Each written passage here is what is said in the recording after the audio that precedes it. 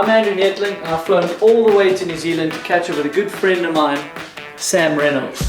At 28 years old, he seems fairly young in our sport, but looking at what he's already accomplished, it's easy to see him as a pioneer at progressing the sport of freeride.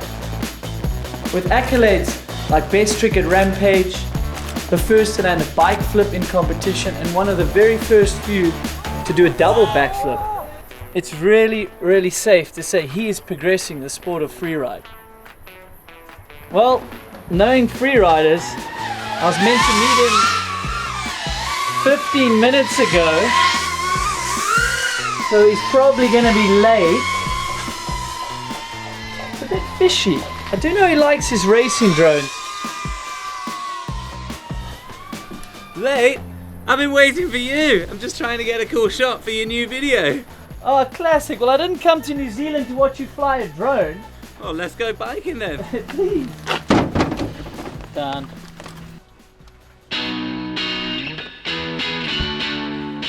Where's this thing? It's not the bike park, is it? No, not Skyline. This is actually my new favourite. It's called Coronet Peak, and there's always been a lift here, but now it's open for mountain bikers. Every day? I think so. Oh, I've seen it in the video. Yeah, in everyone's Instagram. Oh, and it's nice. Literally insane. Sorry, ladies. Well done, thank you. Job done. Promoting the sport, one day at a time.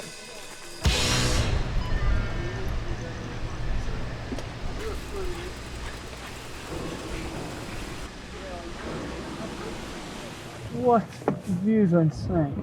Well, I mean, this is a big pro to what you do. It's incredible to come somewhere and the sickest track ever is just built for you ready, and you just pay and get on a lift and then you can ride it all day. It's such a nice change to building for the last month in Darkfest.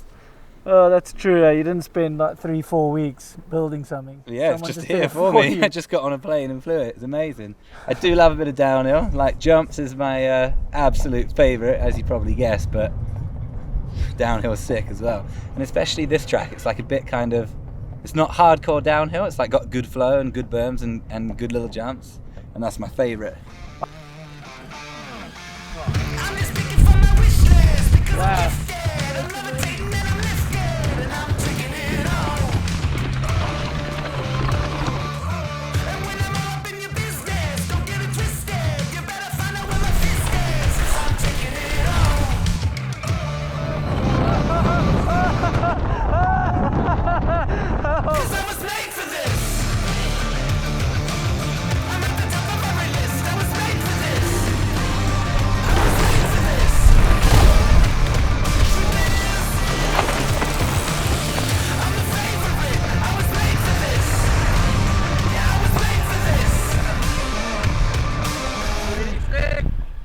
I'm liking this freerider. Is this the freerider lifestyle? That's it. You're on the free ride program for today, which means hang out till you're ready, then send it. Yeah, not in a rush to like 14 runs before 11 a.m. Why would you? Why would you?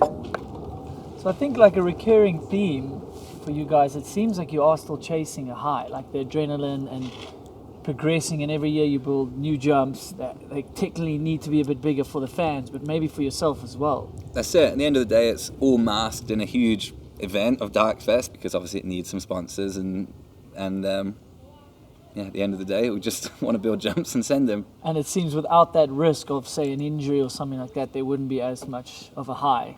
There wouldn't be any reward, and there wouldn't be any drive to do it, you know. Like obviously, like you said, the drive needs to be so high to push yourself to a place where it's almost likely that you're going to get hurt, but the small chance that it's going to work is just that high that it's still worth doing, and until it's not, then I'm going to keep trying.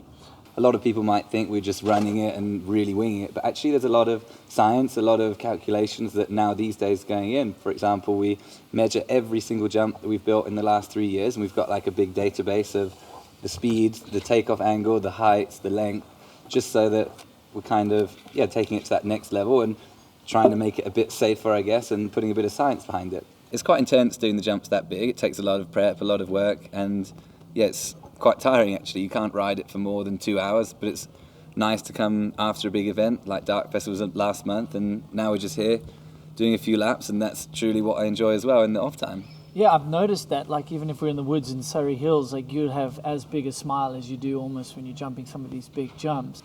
All right, as much as I like catching up with you, and it's been a while, I think we've got to get some riding. Please, let's do it. Yeah, definitely.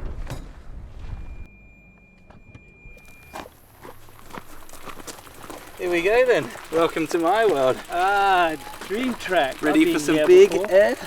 This looks like there's a few new ones.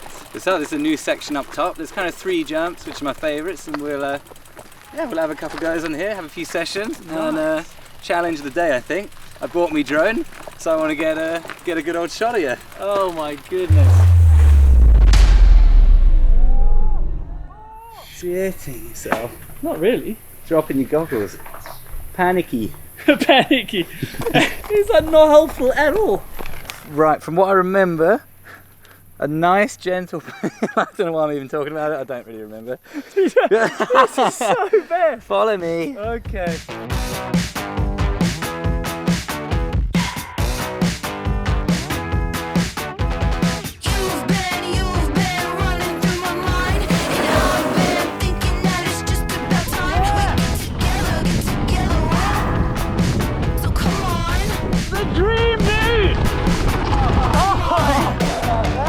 Good, I like the first run, the jitters. Sick, huh? So, what's happening now? Well, we've changed roles. Sam is the drone pilot. I think it's one of his big passions. He's actually getting pretty good at it, so he's keen to kind of drone and get some footage, so maybe you'll see it in the actual edit.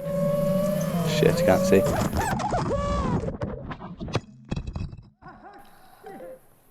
Don't know where it's gone. Fuck's sake. I honestly think it'll be fine. She's still good. Come on. Come on.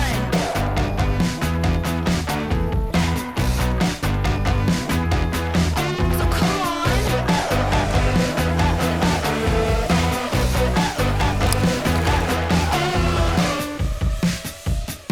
So come on. Any good? Cool, is it? Check get it out. something? Oh my goodness. Always looks sick, eh? I'd Dude. say that's a banger. I think you've got a career after riding. What a day. Well, I must say, I think I've got even more insight into your riding and the buzz you get. So thanks for having me along, and good luck for the year. Oh, glad you got the feeling, you Yeah, too. I'm a bit worried I'll have to come back for more, which means I'm going to scare myself more, but I think that's part of life, isn't it, in riding? I'll be waiting. Yeah, thanks again, and thanks for tuning in. Follow me on the next episode where I'll be around the world with another athlete, getting an insight into what makes them tick.